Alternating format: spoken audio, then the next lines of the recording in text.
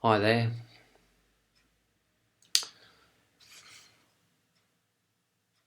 I was going to make this video some time ago. Um, it's really about the senses and about Gnosticism versus agnosticism, and how really agnosticism is more like what a Gnostic who hasn't had Gnosis would feel or would appreciate. So I better explain myself rather hurriedly. Uh, the other day I was standing in the middle of my garden in one of the many sort of secret grottos that I have made in my garden. And the sun was pouring through the conifers and sallies that sort of form a tunnel of leaves and foliage around me. And I was just standing there, and the sun was coming through, and there was a mass of shadows and light and colour, and amazing, amazing, really. And I just thought to myself, as far as I perceive right now in the here and now, there really isn't a God. There really isn't any life after death. There really isn't any reincarnation, and there aren't really any ghosts or angels or the Holy Spirit or anything. There really isn't anything at all. And I thought of the Oblivion sandwich, basically, triple cheese sandwich, which is basically you've got three layers of cheese, one on top of the other. The name, three layers of cheese, rather scrumpled cheese here. One layer is society, human society and human relationships. The other is science and technology, of which we are very much aware, especially at the moment. And then we have belief and imagination.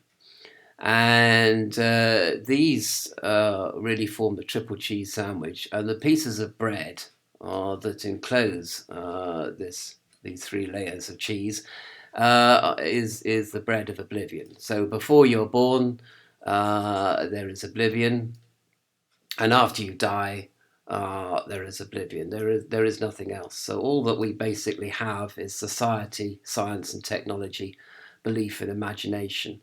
And of course, if belief and imagination become unbalanced, I suppose they dream up all sorts of things that are likely to have been before you lived and are likely to be after you have died, which is what the belief and imagination are supposed to do. They're supposed to make us go beyond the confines of self to something other than self and something greater than self, or at least something which is possible to align to, which is not self.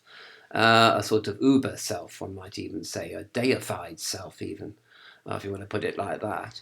And then there's science and technology, which, when become unbalanced, can cause difficulties and problems and challenges. And we find that the solutions that science and technology come up with often create even greater problems. So that's one thing. And then, of course, we all know there's society, which, when become unbalanced, leads to standardization, homogenization, de-individualization, and conformity, and a loss of imagination and belief, in fact, and an existential crisis looms over society, which we're seeing, some of which we're seeing now, but in fact has always been there since civilization was founded by humankind. But yet, whatever the case may be, you have oblivion before you're born and oblivion after. And I think, really, for one thing, for example, doesn't it strike you as being rather unfair that if a baby dies at 9 months, then, if there's supposed to be life after death, well, they're not going to have much of a life after their death, because they're they're just a forming baby. But if you die at 90 years old, then you've got all your experiences to draw on. So you could pop over to the other side, and you can have a real party because you've had 90 years of existence on this planet. And they say youth is wasted on the young. Well, that was Mark Twain who said that. So you can have your youth all over again, but you have the wisdom of a 90-year-old. It's a pretty good deal, but it's not such a good deal for the 9-month-old baby that dies, right? So it doesn't seem to be particularly fair, really, or logically consistent, really. It does mean that you should take care to live to your 90 years old or older with all your faculties with you, because, it means that you're going to have a whale of a time when you pop over to the other side. It doesn't seem sort of particularly possible or viable or logical to me, to my mind. And then people say, oh, well, there's reincarnation. Well, that seems a bit daft, though, doesn't it, really? I mean, you've got this 9-month-old baby that dies, and then and then the soul pops into another baby. And what if that one dies, and the one after that? That's not particularly elevating, is it? And whatever people may say, reincarnation is judgment, really. If you've been bad, you'll reincarnate in something lower in terms of life than if you've been a good person. Then you'll go into a higher dimension if you're reborn into it. So again, it's sort of a bit like judging, separating the sheep from the goats, really. It seems to me to be religion is basically about belief in imagination, but imagination that seems to have gone awry or become unbalanced. Presumably, the imagination and the belief system has become disconnected with nature and the facts of nature, as science and technology have discovered or have illuminated, and people that become isolated go mad, basically. So religion, imagination, and belief are sort of the madness of isolation, and science and technology are the illumination of people working together and being in a society. And looking at the world in an empirical way, which is also in a uniform way, in a way that takes account of individuality on one hand, individuality in terms of scientific creativity, but then it also tests this creativity rigorously against certain empirical criteria. And again, and this fits into society. So really, you sort of have belief and imagination, which is almost antisocial, and science and technology, which is pro-social. I know this is a very generalized view, because you could say, well, there's lots of shades of grey between those two extremes, and there is. But at any rate, all this society, science and technology, belief and imagination, it's just the triple cheese sandwich. Well, and the bread is the bread of oblivion. Before you were born, there was nothing. After you died, there is nothing. And this is what basically common sense and common sense would dictate, and also what your perception actually would suggest. The five senses are there, and your imagination is there, but after you've died, it's not there. And before you were born, it wasn't there either. I mean, I have memories going back to very, very early.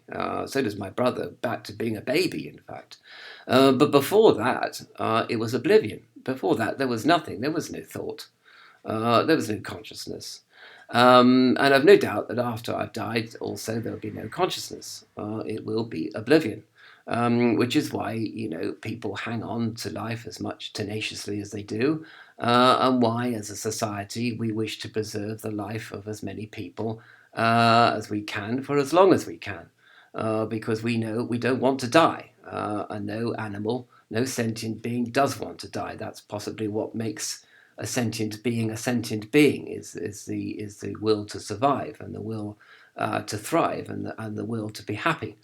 And all this happiness and will to survive and thrive, as I say, takes place within consciousness, which is where we are now, and where our five senses are now, and consciousness and reality as what we perceive now.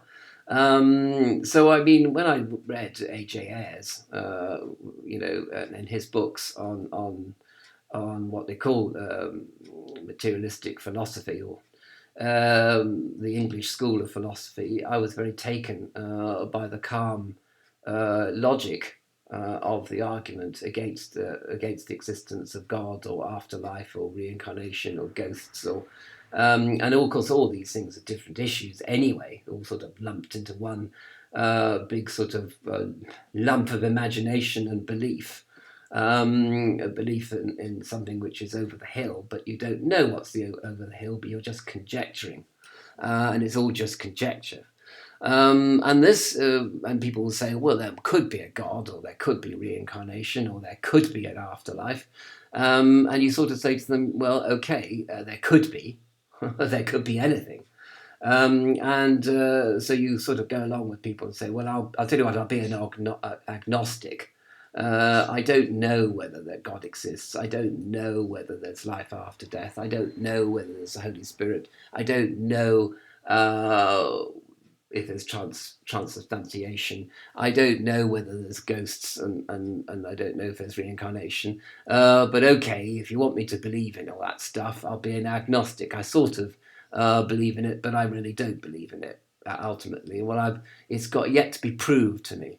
So, you can imagine somebody then at some point standing in my garden in the secret grotto that I have prepared, and looking around at the colours and the trees and the wind, and feeling the wind on their face, and suddenly they have an experience which temporarily or even fleetingly takes them out of the triple cheese sandwich of oblivion, as I might call it. They go beyond society, they go beyond science and technology, they even go beyond imagination or beyond belief. Something is beyond belief.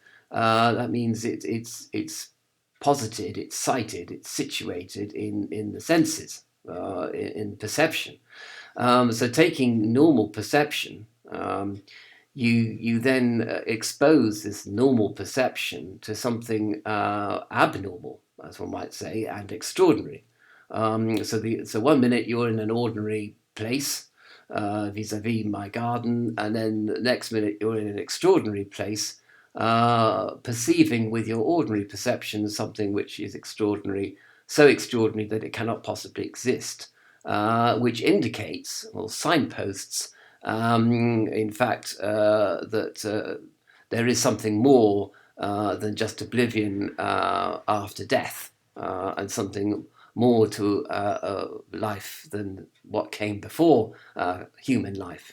So the triple cheese sandwich kind of explodes, and you go right outside this triple cheese sandwich to a dimension which is altogether, well, we're not in Kansas anymore, do you know what I mean? This is not Kansas anymore, Dorothy, kind of thing. Indeed, if you look at Doubting Thomas, with his ordinary perception, with his ordinary consciousness, he was able to touch the stigmata of Christ, which was something that I think we're all agreed is pretty extraordinary, to have somebody who was crucified walking around with the stigmata, with all the holes of deadly injury still on him. And for a person being of right mind, steady consciousness, he touches the stigmata, and with his sensory neurons firing into his brain, he is able to experience something which is utterly extraordinary, utterly otherworldly, utterly miraculous, as one might say.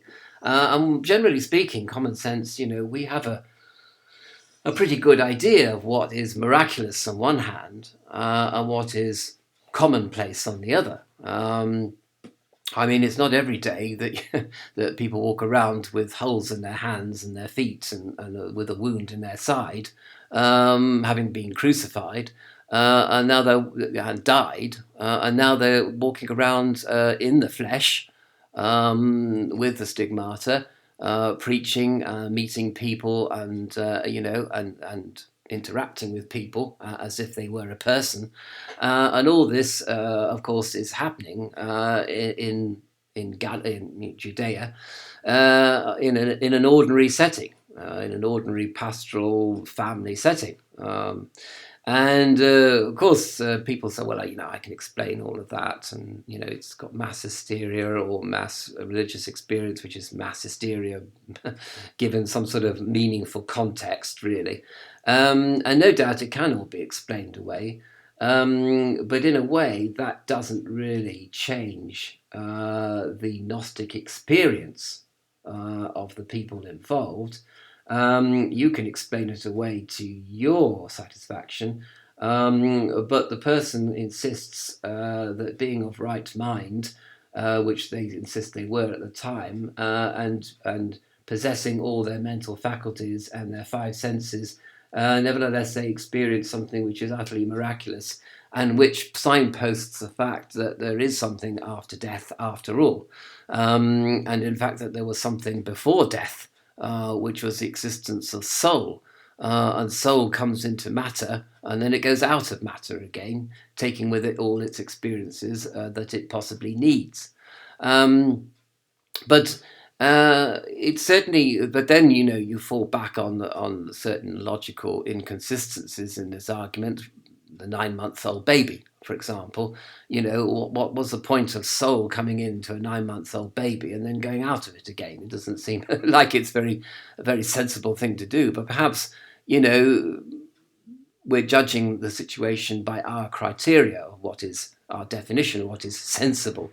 Perhaps souls don't have to be sensible. Perhaps if they want to come into matter for 9 months and go out of matter after that, they're perfectly welcome to do so. And then people talk about reincarnation, but it seems to me that perhaps reincarnation is a creation, is part of what I call spiritual creativity. In other words, you dream up some scenario, you dream up some model to explain the universe, and to answer people's awkward questions. So you're sort of like being a bit of a lawyer, and you're making a case, you're advocating the miraculous using sort of logical argument. And Descartes tried to do that, of course, René Descartes, 17th century, and was completely busted out of the philosophical school for doing so, and continues now to be studied and debunked in the schools of philosophy all over the world today. So we can't get to the existence of God through rational ideas after all, it turns out. Anyway, so where does this leave me? It leaves me following the Gnostic rule or the Gnostic life, leading the contemplative life. And as I've outlined and presented in this channel, but certainly in the absence of Gnostic experience, which I may define as the experience of the extraordinary or the miraculous via the 5 ordinary senses, and collating or processing the data that comes in through the 5 senses of this miraculous occurrence. In absence of Gnosis, one must be, by definition, an agnostic. So you sort of say, well, maybe there is a life after death, and maybe there's reincarnation, and maybe there are ghosts and holy spirits, and I don't know what all. I'll go along with you on the basis of politeness, or basically, as they say in chaos magic, the as-if principle. So you do all your rituals and your meditation as if all this is real. But in the absence of a Gnostic experience, of the experience of the miraculous, and the absence of Christ's stigmata, one might say, putting it in the biblical context, one is an agnostic. One is not really a Gnostic. One has not had the Gnostic experience, which will convince one utterly and forever that there is a life after death. So at the present moment, like I suppose many people nowadays, I'm agnostic, and yes, I'm following the Gnostic way of life. And at the moment, it seems to me that there is no God, there is no afterlife, there is no heaven, there is no hell, there's just the sky above us, as John Lennon would say. And in fact, the whole John Lennon song echoes in my mind as I actually make this presentation, in the sense that there is no metaphysics. There is only morality. There is the good that we should do, and the utilitarian argument for morality and so forth. There is morality, which I suppose arises from imagination, since you imagine what it must be like to be somebody on the end of your negative energy, and you desist from focusing that negative energy on other people because you have the imagination to recognize that you wouldn't like it if it happened to you. So don't do unto others what you would not like them to do to you, sort of golden rule. And then people have obviously criticised that as well. But apart from morality, apart from doing doing good things and pro-life things, you're actually basically not really bothered about metaphysics at all. And I've covered what I call the essentials of religion, as it were, in my Church of Nowhere series of videos on another channel. Just look for Church of Nowhere and you'll probably find it. And for me, metaphysics is something which is completely sort of out there, or perhaps in there, but is completely undiscovered. And as such is not an undiscovered country, which assumes the existence of a country that is undiscovered. It really isn't a country at all. It's really something which must remain in the imagination or in the throes of creative energy or creative power. And I can make arguments and present all sorts of Gnostic ideas, but they're just ideas. They're not really referring to anything real at all. And I jolly well know what is real because I was standing in the midst of my garden, and that is standing in the midst of reality, and thinking to myself, there is nothing else but what I can see around me, what I can feel around me. There is nothing else. I was dead before I was born, and after I'm dead, I'm still dead. And you can do whatever you like with my corpse because my consciousness will have finished, will have become extinct. And that's not such a bad idea, really, holding that in your heart. I don't really see. I was more frightened of death when I was young than I am now, obviously, because I'm nearly 60. So I've had 60 years of life, which is a pretty good innings. And my mum died when she was 95 recently, this year, so she was 95. It's a pretty good innings as well. Obviously, when I was 13, I had this morbid fear of death because I was thinking it's not fair. I've only had 13 years and I'm going to die tomorrow, and I won't have enjoyed all the things that one enjoys whilst one is alive. But of course, the flip side of that is that life can be unbearably hellish and full of pain, and basically sometimes you want to die because you're so full of psychological, emotional, or physical pain. So that's the other side of that. So basically, my conclusion here is really that if you are, say, you're a Gnostic and you haven't had the Gnosis, then that's okay, actually, because you're still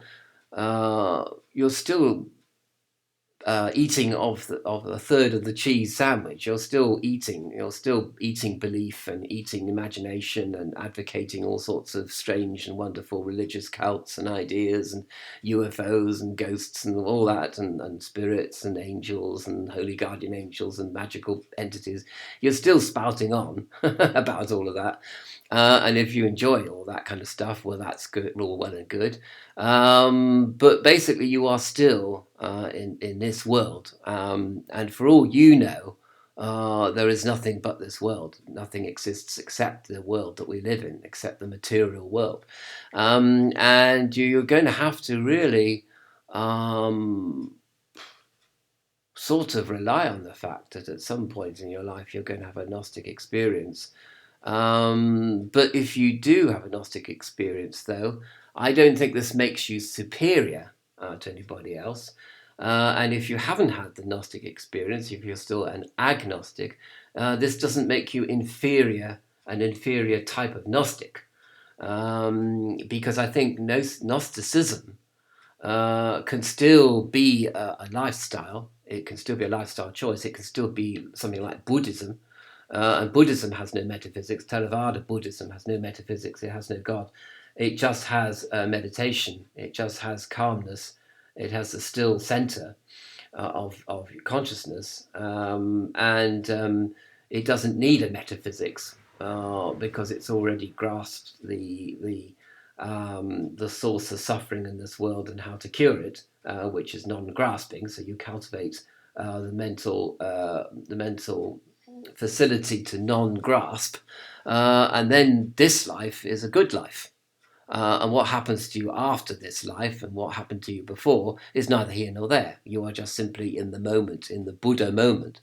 And that's why Buddhism in modernity is so popular, because really modernity now basically has really said metaphysics doesn't exist.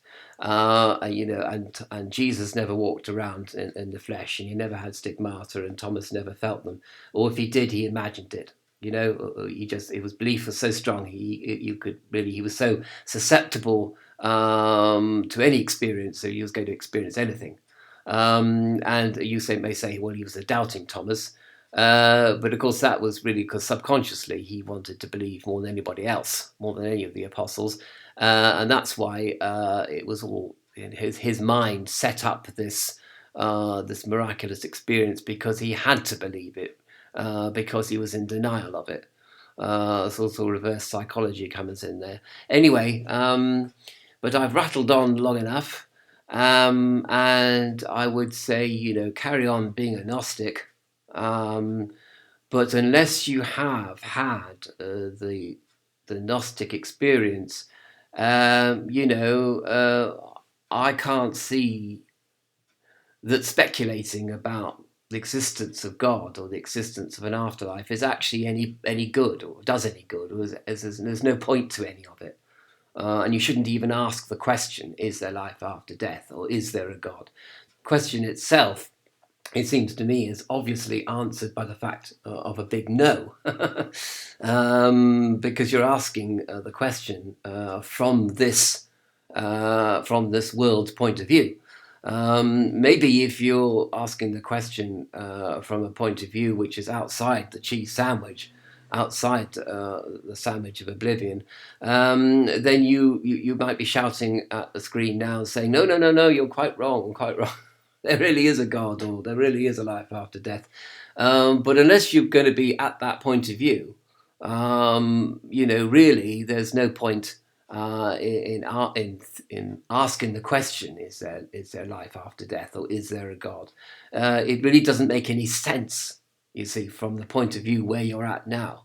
And indeed, if you try to say to me, I'm an atheist or I'm an evil person for denying the existence of God, well, then that just shows that you're sort of entering into the social aspect of religion, which is basically to do with conformity. And do as I say, or I'll give you a slap, sort of thing, believe in God or else kind of thing. And that's nothing to do with the belief in God. That's sort of a belief in your belief in God, isn't it? I got to believe that you believe in God because you're my superior officer, because you're superior to me in society, and because you're my potentate, you're my emperor or whatever. So it's all about loyalty and politics kind of thing. Well, I'm not interested in that. It's possible to be an agnostic Gnostic. I suppose that's my final conclusion.